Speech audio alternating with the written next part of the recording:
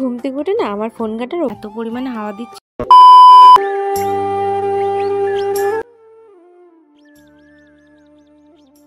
Hello বন্ধুরা, শুভ সকাল সবাইকে। আশা করছি সবাই ভালো আছো আর আমিও খুব ভালো আছি। সকালবেলা ঘুম থেকে উঠে দেখি মা উঠোন লেপতে শুরু করে দিয়েছে। আর যেহেতু সব কাজ পড়েছিল তাই আমি তাড়াতাড়ি করে কলতলায় চলে আসলাম। অনেক বাসন ছিল, মানে আগের দিনের রাতের খাওয়া এঁঠো বাসনগুলো ছিল, সেগুলো ধুতে। সকালবেলা ঘুম থেকে উঠে না আমার ফোন ঘাটার অভ্যাস আছে, তাই আজকেও সকালবেলা ঘুম থেকে উঠে ফোন ঘাটছিলাম আর দেখলাম আমার ইউটিউব ফ্যামিলিতে 4000 সাবস্ক্রাইবার কমপ্লিট হয়ে গেছে। তো তোমাদের সবাইকে অনেক অনেক ধন্যবাদ আমার পাশে থাকার জন্য আর আমাকে সাপোর্ট করার জন্য। আর হ্যাঁ, যারা আমার চ্যানেলে নতুন বা আমার ফেসবুক পেজ থেকে দেখছো তারা প্লিজ আমার চ্যানেলটি সাবস্ক্রাইব করে দিও, আর ফেসবুক পেজ থেকে দেখলে অবশ্যই পেজটি ফলো করে দিও। তো চলো ভিডিওটা দেখতে থাকো।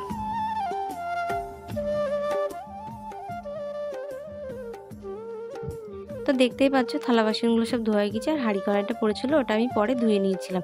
আর একেবারে স্নান শেষ করে চলে এসেছিলাম ছাদে জামা কাপড় শুকাতে, কারণ নিচেই আজকে মনে হচ্ছে জামা কাপড় শুকাবে না, কারণ আজকে অনেক মেঘলা মেঘলা করছিল আর ছাদে অনেক হাওয়া দিচ্ছিলো। তাই ভাবলাম যে ভেজা জামা কাপড়গুলো ছাদে দিয়ে আসি, তাহলে তাড়াতাড়ি শুকিয়ে যাবে।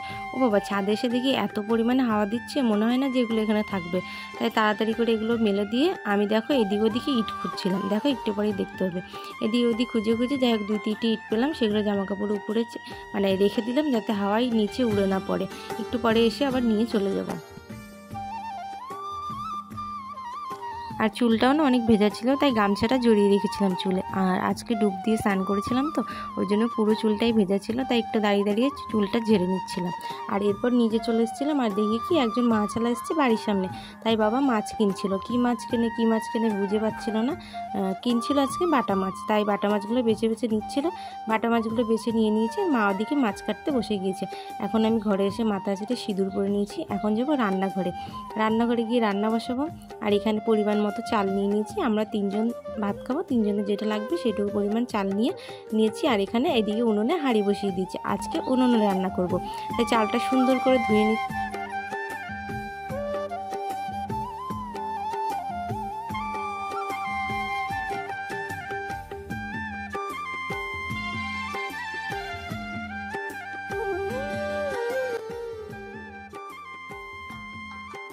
একেবারে চাল ধুয়ে হাঁড়িতে দিয়ে ভাতটা বসিয়ে দিলাম, বসিয়ে দিয়ে এখন বসে গিয়েছি সবজি কাটতে। এখন কাটছি উস্তে, আজকে উস্তে ভাজা হবে, মাছের ঝোল হবে, আর একটা কিছু একটা করব।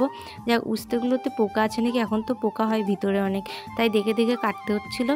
তাই দেখে দেখে কাটতে না অনেক টাইম লাগে। আর এই যে এইদিকে মাছও ধোয়া হয়ে গেছে, লবণ আর হলুদ দিয়ে মেখে রেখে দিয়েছি। আর এদিকে কড়াইয়ে তেল দিয়ে দিয়েছি, তেলটাও গরম হয়ে গেছে। তো এখন আমি মাছগুলো দিয়ে দেবো কড়াইয়ে। আর এরপর রান্না শেষ করে একেবারে ভাত নিয়ে বসে গিয়েছিলাম। করেছিলাম ভেন্ডি ভাজা, উস্তে ভাজা আর মাছ আলু পটলের তরকারি। তো খাওয়া দাওয়ার পর বাড়িতে অনেক জিনিস শেষ হয়ে গেছিলো, সেগুলো বাবা বাজার থেকে নিয়ে এসেছিলো। চিনি, জিরে, লবণ, তেল সব শেষ হয়ে গেছিলো, সেগুলো এনেছিলো। আমি সেগুলো সুন্দর করে গুছিয়ে রেখে দিলাম। আর তার আগের দিন রাত্রেবেলা আমার বর নিয়ে এসেছিলো বিস্কুট, চানাচুর সব শেষ হয়ে গিয়েছিলো, মানে অনেক কিছু জিনিসই শেষ হয়ে গিয়েছিলো। বাবা কিছু জিনিস নিয়ে এসেছিলো, আমার বর কিছু জিনিস নিয়ে এসেছিলো। তো সেগুলো বয়ামগুলো সুন্দর করে ধুয়ে নিলাম। বেশ কয়েকদিন ধরে চানাচুরটা ছিল কিছু পরিমাণ, বিস্কুটটা ছিল। চানাচুরটা বয়ামে ঢেলে নিচ্ছি। আর চানাচুরটা ঢালতে ঢালতে ছোটোবেলার কথা মনে পড়ছে, যে যখন আমি ছোটো ছিলাম কেমন দুষ্টু ছিলাম জানো। মানে আমার জন্য বাড়িতে চানাচুর থাকতো না, এত পরিমাণে চানাচুর খেতাম। আর সন্ধ্যেও তো আর পেট ব্যথা শুরু হয়ে যেত, বাবা বাড়ি এসে বকা দিত। আর এখন বড় হয়ে তো ঘরে মা তাই বলে যে ছোটোবেলায় চানাচুর খাওয়ার জন্য কত বকাই না খেতি।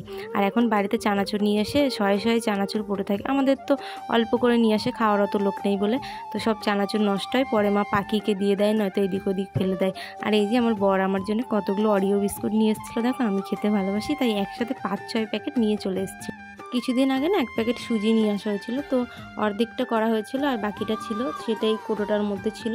ভাবলাম বাইরে রেখে ক্যারি প্যাকেটে বেঁধে রাখবো, তারপর ভাবলাম না এমনি এমনি রেখে দিই, তাই ওই কোটোটার মধ্যে বিস্কুটগুলো রেখে দিলাম। আর যেটা যেখানে রাখা সেটা সেখানে সুন্দর করে রেখে দিলাম। আর এদিকে চানাচুরের প্যাকেট ছিল, বিস্কুটের প্যাকেট ছিল, সেগুলো গুছিয়ে নিয়ে বাইরে নিয়ে গিয়ে ফেলে দিয়ে আসলাম। দুপুরবেলা একটু ঘুমিয়ে নিয়েছিলাম, আর ঘুম থেকে উঠে বসে যেন পুরো আমাকে পাগলি পাগলি লাগছিল।